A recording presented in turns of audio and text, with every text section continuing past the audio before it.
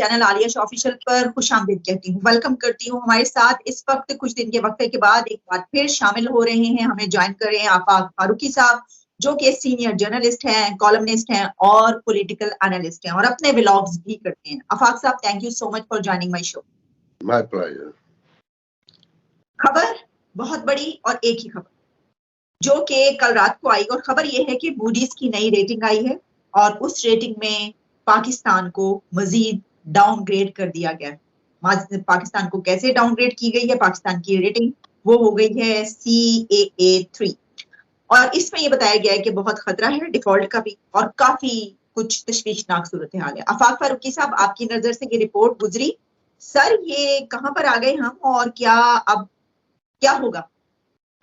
जी, मैंने इत्तेफाक से अभी देखी है और देखिए ये कोई सरप्राइज नहीं है, ना शॉकिंग है। ब्लूमबर्ग जैसे पर्चे, फाइनेंशियल टाइम्स जैसे जितने भी ऐसे इंटरनेशनल पर्चे हैं, वॉल स्ट्रीट, ये बहुत अरसे से सेम बातें कर रहे हैं। आज ये है कि मोडीज ने आपको 3 टाइम मोर माइनस कर दिया कंटिन्यू। अच्छा, मुझे तो हंसी आती है अब कि हम कितने बेखबर हैं कि जब सेकंड टाइम अभी कोई मंथ अगो मेरे ख्याल में मूडीज ने माइनस किया तो इसाक डार कह रहे थे कि ये तो इनकी बड़ी अजीब हरकत है, इन्हें हमसे पहले बात करनी चाहिए थी, जब उनका दिमाग कुछ ज्यादा ही खराब था। और देखें, ये जो आज मूडीज ने कहा है कि जी अगर इनको अभी 12-13 बिलियन डॉलर मिल भी जाए जून तक, ये सरवाइव भी कर जाए, तो नेक्स्ट ईयर तक फिर इन्हें 35 बिलियन डॉलर के पास चाहिए और इनके पास कोई शेड्यूल नहीं है, कहीं पर कोई इंडेक्स नहीं है, कहीं कोई डेटा नहीं है, कहीं से इनकी कोई कमिटमेंट नहीं है। तो डिफॉल्ट का खतरा गुज़िश्ता 4 मार्च से जब से सागदार आए हैं, वो जो मुझे याद पड़ता है मुफ्ता जब थे एंड था, तो उस वक्त तक चीजें लगता था कि सही पॉजिटिव डायरेक्शन में जा रही है, मगर इनके आने के बाद तो मुसलसल ही फोरकास्ट की जाती रही है। ये बिल्कुल भी नई नहीं है, हम लोग नहीं समझ पा रहे हैं, दुनिया हमें बहुत दिनों से बता रही है। अच्छा, फिर देखें ना, आपकी सिचुएशन ये है कि आपके कंटेनर, आज सुप्रीम कोर्ट ने भी कहा कि सिचुएशन तो आपकी ये है कि आपके पास ज़र मुबादला के ज़खायर ही नहीं है, कोई पैसे ही नहीं है, कंटेनर 10,000 के करीब पड़े हुए हैं, आप अभी तक नहीं छुड़ा सके हैं और चीजें भी खराब हो रही हैं, रोज महंगाई बढ़ रही है तेजी से और IMF आपको रोज एक नई शर्त दे देता है। इसलिए दे देता है कि आपके इकोनॉमी का जो सिस्टम है, जो मैनेजमेंट है, वो ना होने के बराबर है। देखें कितनी शर्मिंदगी की बात है कि IMF आपको बताता है कि आपके यहाँ 2 दर्जन सिगरेट की इतनी बड़ी बड़ी कंपनियां हैं जो 80 अरब रुपए का टैक्स खा जाती है और जो किसी सिस्टम में नहीं है। और दिलचस्प बात यह है कि ये आम आदमी के लिए हैरानकुन बात थी, आप जैसे मुझ जैसों के लिए नहीं, कि ये सारे जो ये सिगरेट माफिया है, ये एस्टेब्लिशमेंट की भी दोस्त है, ये पॉलिटिकल एस्टेब्लिशमेंट जिसे कहते हैं, माफिया कहते हैं, उनकी भी दोस्त है। आप सेनेट के आखिरी वो निकाल के देख लें जो टिकट दिए गए हैं, खान साहब ने 2 तो मुझे कंफर्म याद है कि सिगरेट माफिया को दिए थे अरबों रुपए लेके। वो नवाज शरीफ के भी दोस्त हैं, वो जरदारी के भी दोस्त हैं। तो जनाब आपका तो पूरा सिस्टम करप्ट है ना, मुकम्मल तौर पे। अगर आप क्लैप्स नहीं होते हैं तो ये मुआवजा होगा, अगर आप क्लैप्स हो जाते हैं तो ये कोई मुआवजा नहीं होगा, ये कोई शॉकिंग या सरप्राइज नहीं होगा। मैं तो कहता हूं कि आम आदमी को पता नहीं कैसे शऊर आएगा। आप जैसे लोग रोज बता रहे हैं, हम बता रहे हैं, मगर आपका इलेक्ट्रॉनिक मीडिया या प्रिंट मीडिया नहीं बताता, क्योंकि वो बता नहीं सकता, उस पर कदगने हैं, उसको थ्रेट है, तो वो मजबूर है बेचारा, वो जितना बता सकता है वो आपको बता देता है। ठीक है आफाक साहब, इसको तो हम इस तरीके से ले रहे हैं। अब ये बात हो रही है कि क्योंकि जितने बड़े इदारे हैं वहां पर इंडिया की अथॉरिटीज, उनकी यूथ वो रूल कर रहे हैं, बढ़ते चले जा रहे हैं। आपने देखा कि आगे अजय बंगा जो है उनको वर्ल्ड बैंक पे भी वो आ गए। तो कहा यह जा रहा है कि दरअसल ये जो हम डिफॉल्ट होने के करीब पहुंचे हैं, सब कुछ जो हो रहा है, तो ये तो हमारे दुश्मन की वजह से हो रहा है। क्योंकि जी मैं एक बात तो आपको यकीन से कह सकता हूँ कि अमेरिकन सिस्टम में वो IMF हो, वर्ल्ड बैंक हो, इन्फ्लुएंस तो अमेरिका का ही है या उसके अलाइज का है, फिर चाइना भी है वहां बहरहाल। मगर मैं एक बात आपसे कहना चाहता हूँ, देखें मैं वहां के बारे में इतना नहीं कह सकूंगा कि लॉबिंग हर जगह होती है, मगर ये जो अमेरिकन इंडियन बच्चे हैं और अमेरिकन पाकिस्तानी बच्चे हैं, they are same people, they are very mingle each other and they are good friend each other, they don't discriminate each other even. मेरे 3 बच्चे हैं, उनके कई को तो मैं जानता हूँ जो फैमिली का हिस्सा है, मैंने कभी कोई शिकन नहीं देखी, मुझे कोई फर्क नहीं नजर आया, ना मैंने अपने बच्चों को कभी बताया कि हमारे क्या डिफरेंसेस हैं। वो एक दूसरे को एक्स्ट्रा ऑर्डिनरी जाकर फेवर देते हैं। तो हमारे यहाँ तो हर बात का बतंगड़ बना लेते हैं।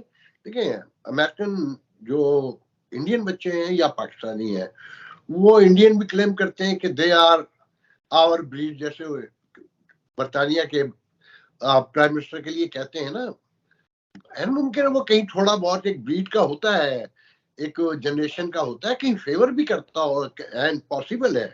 मतलब मैं ये नहीं कह सकता कि ऐसा नहीं हो सकता, मगर जो यहाँ का चेक एंड बैलेंस के साथ सिस्टम है, यहाँ की जो डेमोक्रेसी है, यहाँ की जो मैनेजमेंट है, उसमें ये पॉसिबल नहीं है कि आप इंडिविजुअली तो कहीं एक आध जगह कर सकते होंगे, मगर इतने बड़े पैमाने पे कंट्री को और एक ऑर्गेनाइजेशन में बैठ के जिसकी एक पॉलिसी है, उसका एक मैनिफेस्टो है, उस पे एक चेक एंड बैलेंस है, मुझे नहीं लगता। ये हमारी आदतें हैं दोनों मुल्कों की कि हमारे यहाँ कुछ हो जाए हम उन पे इल्जाम लगा देते हैं, उनके यहाँ कुछ हो जाए वो इल्जाम लगा देते हैं। तो लोग मानते, इंडियन मानते नहीं है। देखें, बिल्कुल हमारी तरह के लोग हैं। अभी मैंने एक प्रोग्राम किया था वो शकील चौधरी के साथ, तो उस पर कुछ 700 के करीब कमेंट्स हैं जो मैंने कल देखा। तो 99 मैंने बस ये कह दिया कि जी हमारा डीएनए एक है और हम एक लोग हैं जो वहां रहते हैं। मैं यहाँ की बात नहीं कर रहा, जो यहाँ बच्चे पैदा हुए मैं उनके बारे में तो सोच ही नहीं सकता, तस्वुर ही नहीं कर सकता कि वो डिस्क्रिमिनेट करते हैं। मगर वहां रहने वाले, वो इंडियन हो पाकिस्तानी हो, एक लकीर खींच देने से डीएनए में फर्क नहीं आया। उसका सबूत ये है कि वो जो 600-700 कमेंट्स हैं, 99% ने वही लैंग्वेज, वही पेशेंस दिखाए हैं जो हम दिखाते हैं उनके बारे में। तो हम लोग एक दूसरे पे इल्जाम लगाने के आदी हैं। इसके अलावा हमारे पास, वो हमारी अम्मा कहती थी ना, वो इंडियन भी समझते हैं उसको कि नाच आए ना आंगन टेढ़ा। तो बात यह है कि हमने अपने तौर पे सब कुछ किया है, अब हम जिसे चाहे इल्जाम देते रहे। हम तो ये भी कहते हैं कि अमेरिका ने हमारा साथ छोड़ दिया। तारीख ये बताती है कि हमने साथ छोड़ा, कि हमने डबल खेला, फतेह मुबीन के नारे लगाए, चाइनीज कैंप में चले गए, आज भी रशिया से पैसों की बुनियाद पे कि जी पैसे से हम गैस खरीद लेंगे और ऑयल खरीद लेंगे। मतलब दुनिया तकसीम हो गई है, आपको कहीं खड़े होना है इधर या उधर, और जिधर खड़े होंगे उसकी कीमत है, वो आपको पे करनी ही करनी है। तो इस एस्पेक्ट में ये सारी चीजों को देखें, बाकी सब फजूल बातें हैं। जी, अच्छा सर, इसमें एक ये भी क्या नजर आता है थोड़ा सा एलिमेंट के, कुछ जेलसी फैक्टर भी है कि हम तो कहाँ के कहाँ रह गए, दिवालिया के करीब, और वो जो है वो इकोनॉमिक सुपर पावर कहा जा रहा है, क्या क्या कुछ कहा जा रहा है। तो इसमें ये भी है कि हम कहते हैं कि अब क्या करें। देखें, वो इंडिया से मुकाबला करना ही एक हिमाकत थी, हिमाकत है। अभी कल तक आप फिर फ्लैग फॉल्स का वो जो ड्रामा हुआ था 4 साल पहले, उसकी बरसी मनाई जा रही थी। फिर वही हमारे टेलीविजन पे नगमे पाकिस्तान के बज रहे थे और फतह के झंडे गाड़े जा रहे थे। मतलब कोई अकल है? मतलब पूरी दुनिया कह रही है कि अगर आपने अब सरवाइव करना है तो इंडिया से रिलेशन दुरुस्त करने होंगे। अभी मैंने पिछले दिनों एक वीडियो देखा, 3-4 दिन पहले, 5 दिन पहले, कि प्याज कराची से पंजाब जा रहा है ट्रक भर भर के। तो जो जिस बंदे का वो वीडियो था वो कह रहा था कि ये कराची पोर्ट पे उतरे और ये प्याज इंडिया से आया है। तो इंडिया से वो डायरेक्ट आया है, वो वाघा से आया होगा, वो उधर से दुबई के रास्ते आया होगा, आपने डॉलर में पैसे पे किए होंगे। जबकि वाघा है, खोखरा पार का है, वो दर्जनों हमारे जो है ना बॉर्डर लगते हैं। मगर हमें अकल आके नहीं दे रही, हमें समझ आके नहीं दे रही कि हमें करना क्या है, हम कहाँ खड़े हो गए। हम इकोनॉमिकली, देखें, गलतियां सारी हमारी 90% हैं, उनकी भी।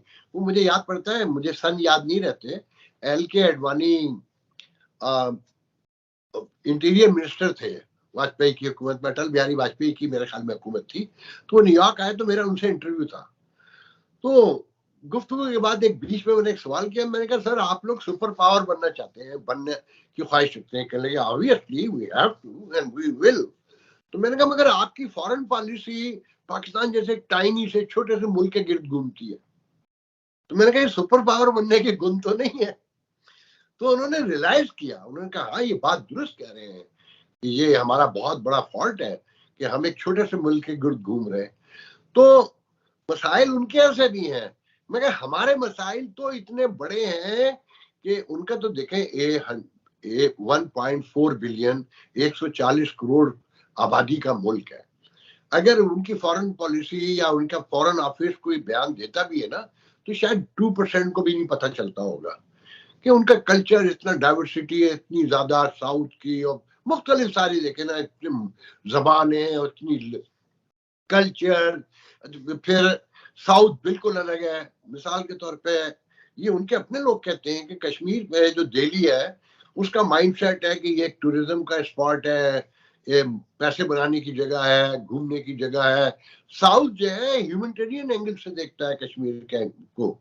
तो उनके अभी इश्यू, मैं ये नहीं कह रहा कि इनके इश्यू नहीं है, उनसे कोई हमसे उन्होंने गलती नहीं की, नहीं उन्होंने भी की है।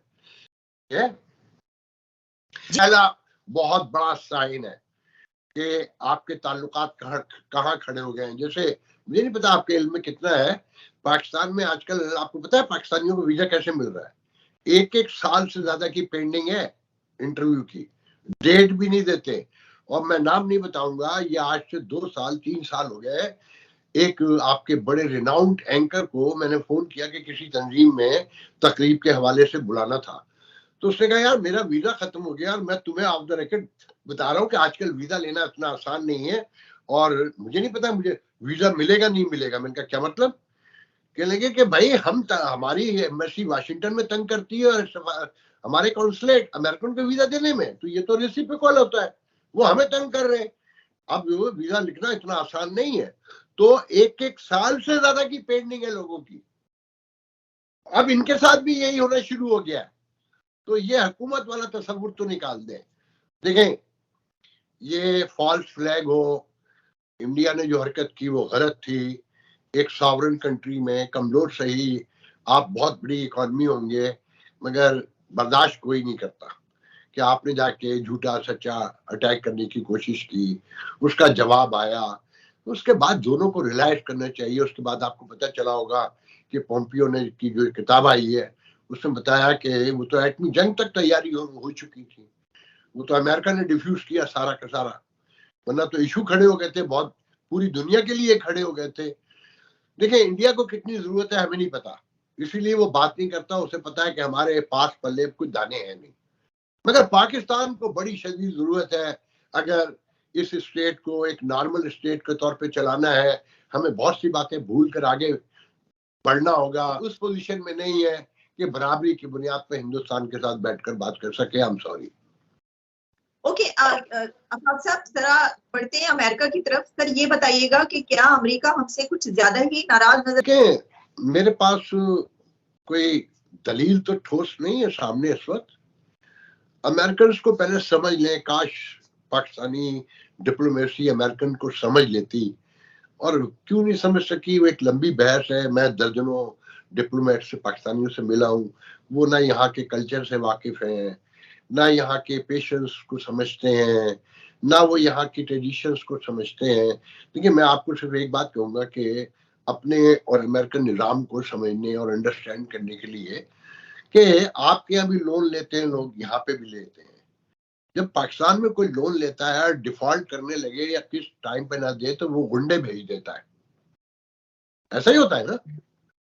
और इवन ये कि मेरे में कि बैंकों ने भी गुंडे रख लिए थे जब क्रेडिट कार्ड का देना शुरू हुए, तो यहाँ तक खबर है कि बैंकों ने भी गुंडे रखे। अच्छा यहाँ जो है अगर आप किसी के पैसे खा जाए ना तो वो कॉलें करते रहेंगे करते रहेंगे करते रहेंगे, और एक दिन वो कॉल करना भी छोड़ देंगे। वो समझ जाएंगे आपने पैसे नहीं दे रहे, खामोशी से जाके अदालत से आपके खिलाफ ले लेंगे जजमेंट, इंतहाई खामोशी से। आपको पेपर आ जाएगा कि जी ये कोर्ट से आपके खिलाफ जजमेंट हो गई है, और आपके जो भी एसेट है, घर अगर आपका है उस पर लीन पड़ जाएगी। आप 50 साल नहीं बेचते कोई बात नहीं, पड़ी रहेगी। जिस दिन आपने आपकी औलादों ने किसी ने फैसला किया घर बेचना है, वो लीन मुंह फाड़े आपके सामने खड़ी होगी, आपको सारे ड्यूज के साथ पे करना पड़ जाएगी। यहाँ की अदालतों में चीख पुकार नहीं होती, जज इंतहाई खामोशी से सजाए मौत का फैसला भी लिख रहा है, उम्र कैद का भी लिख रहा है, बिल्कुल नॉर्मल बिहेवियर के साथ कि ये उसका जॉब है। तो हमारा मसला ये है कि जब हमें नॉर्मल बात लहजे में बात बताई जाती है हमारी पूरी सोसाइटी में, इंक्लूडिंग माई सेल्फ, कि मुझे अपनी बात आपसे मनवानी होती है तो लहजा तेज करना पड़ता है, तब आपको अंडरस्टैंड होता है कि आफाक साहब कुछ फरमाइश कर रहे हैं या गुस्से में आ गए हैं, नाराज हो रहे हैं, तो अब मुझे गौर करना पड़ेगा। अमेरिकन नहीं करते, वो कहते ओके नो प्रॉब्लम। तो जब ये तो डिसाइडेड है ना कि जब विड्रॉल हुआ, मैं प्राउडली ये बात कह रहा हूं कि वेरी फर्स्ट डे कहा था कि ये स्ट्रेटेजिक विड्रॉल है और इसका मलबा आप पर गिरेगा। जो काम ये छोड़कर जा रहे हैं आपको करना होगा और अपनी प्राइस पे करना होगा। आज अभी महफूज थे आप जब तक अमेरिकन वहां बैठे थे, मगर आप डबल खेल रहे थे, सारे सबूत मौजूद है। फिर आपने आखिर कर दी, फतेह मुबीन के नारे भी लगाए।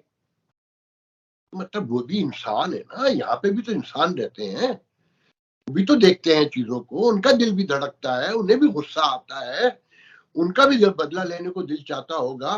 तो इस सारी रोशनी में सारे फंसने को देखें कि अब आपकी हुकूमतें कहती ना कि अब वो हालात नहीं है, वो अब मुशर्रफ का दौर नहीं है, 90s का दौर नहीं है कि जो हम कहते थे और IMF मान लेता था और नजरें फेर लेता था।